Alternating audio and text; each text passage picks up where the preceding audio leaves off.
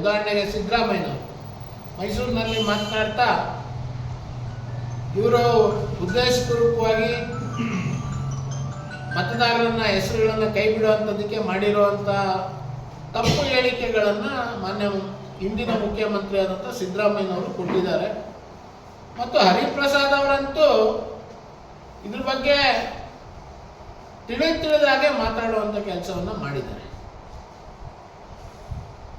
ಒಂದು ರಾಷ್ಟ್ರೀಯ ಪಕ್ಷದ ಒಂದು ಜವಾಬ್ದಾರಿಯುತವಾದಂಥ ಸ್ಥಾನದಲ್ಲಿ ಇದ್ದಂಥ ವ್ಯಕ್ತಿಗಳು ಈ ರೀತಿಯಾದಂಥ ಒಂದು ಅವಶ್ಯಕ ಪ್ರಕ್ರಿಯೆ ನಡೀತಾ ಇರುವಂಥ ಸಂದರ್ಭದಲ್ಲಿ ಜನರ ಮಧ್ಯದಲ್ಲಿ ಗೊಂದಲದ ಹೇಳಿಕೆಗಳನ್ನು ಕೊಡುವಂಥದ್ದು, ನಿಮ್ಮ ಓಟನ್ನು ಕಟ್ ಮಾಡ್ತಾರೆ, ಬೇಕು ಅಂತ ನಿಮ್ಮ ಓಟನ್ನು ತೆಗೆದಾಕ್ತಾರೆ ಅನ್ನೋಂಥ ಬೇಜವಾಬ್ದಾರಿಯುತ ಹೇಳಿಕೆಗಳನ್ನು ಮಾಡ್ತಾ ಇರುವಂಥದ್ರಿಂದ ಅನವಶ್ಯಕವಾಗಿ ಮತದಾರರಲ್ಲಿ ಗೊಂದಲ ಸೃಷ್ಟಿಯಾಗುವಂಥ ಕೆಲಸವನ್ನು ಕಾಂಗ್ರೆಸ್ ಪಕ್ಷದ ನಾಯಕರು ಮಾಡ್ತಾ ಇದ್ದಾರೆ.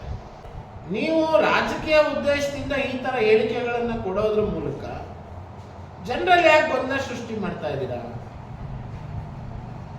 ಜನರನ್ನ ಯಾಕೆ ದಾರಿ ತಪ್ಪಿಸುವಂಥ ಕೆಲಸವನ್ನು ಮಾಡ್ತಾ ಇದ್ದೀರಾ? ಜನರಿಗೆ ಯಾಕೆ ಚುನಾವಣಾ ಆಯೋಗದ ಮೇಲೆ ಇಟ್ಟಿರುವಂಥ ವಿಶ್ವಾಸ ಕಡಿಮೆ ಆಗುವಂಥ ರೀತಿಯನ್ನು ಮಾಡಿದ್ದೀರಾ? ನಾನು ಸಿದ್ದರಾಮಯ್ಯನವರಲ್ಲಿ, ಹರಿಪ್ರಸಾದರಲ್ಲಿ, ಮುಖ್ಯಮಂತ್ರಿಗಳಲ್ಲಿ ಕೇಳೋದಕ್ಕೆ ಇಚ್ಛೆ ಪಡ್ತೇನೆ. ಒಂದು ಕಡೆ SIR ಅನ್ನ ವಿರೋಧ ಮಾಡ್ತೀನಿ ಅಂತ SIR ಮಾಡ್ತಾ ಇರೋದೇ ಸರಿ ಇಲ್ಲ ಅಂತ ಹೇಳ್ತೀರಾ.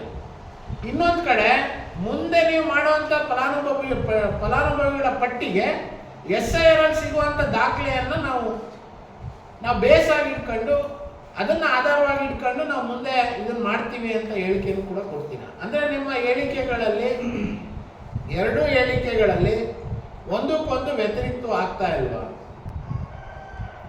ನೀವು SIR ಅಲ್ಲಿ ಸಿಗುವಂತ ದಾಖಲೆಯನ್ನ ಫಲಾನುಭವಿಗಳ ಪಟ್ಟಿಗೆ ಹೋಲಿಕೆ ಮಾಡ್ತೀರಾ? ಅವರೇನು ಕರ್ನಾಟಕದ ಮತದಾರ ಅಂತೇಳಿ ಒಂದ್ ಕಡೆ ಮುಖ್ಯಮಂತ್ರಿ ಹೇಳ್ತಾರೆ, ಇನ್ನೊಂದು ಕಡೆ ಹೇಳ್ತಾರೆ SIR ಮಾಡ್ತಾ ಇರೋದೇ ಸರಿಯಲ್ಲ, SIR ಮಾಡ್ತಾ ಇರೋದೇ ದುರುದ್ದೇಶದಿಂದ ಅಂತ ಹೇಳ್ತಾರೆ. ಈ ರೀತಿಯಾದಂಥ ದ್ವಂದ್ವ ನಿಲುವುಗಳನ್ನು ಕಾಂಗ್ರೆಸ್ನವರು ಮಾಡುವಂಥದ್ದನ್ನು ನಿಲ್ಲಿಸಬೇಕು.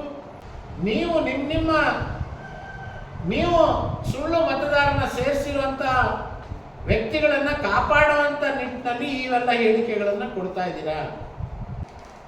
ಒಬ್ಬನೇ ಮತದಾರ 4-5 ಕಡೆ ಮತಗಳನ್ನು ಇಟ್ಕೊಂಡಿರುವಂಥ ಉದಾಹರಣೆಗಳು, ಒಬ್ಬ ಅವ್ರದೇ ಅಕ್ಕಪಕ್ಕ ಇದ್ದು ಸಿದ್ದರಾಮಯ್ಯನವರಿಗೆ ಪೂರಕವಾಗಿ ಹೇಳಿಕೆ ಕೊಡ್ತಾ ಇದ್ದಂತ ಪ್ರಕಾಶ್ ರಾಜನ ಮೇಲೆ ಅಧಿಕೃತವಾಗಿಯೇ ಒಂದು ಕಂಪ್ಲೇಂಟ್ ಆಗಿದೆ, ಅವನ ಮೇಲೆ ವಾರೆಂಟ್ ಕೂಡ ಆಗಿದೆ. ಅಂದ್ರೆ ನೀವು ಇಂಥವ್ರನ್ನ ಬೆಂಬಲಿಸ್ತೀರಾ ಸಿದ್ದರಾಮಯ್ಯನವರೇ?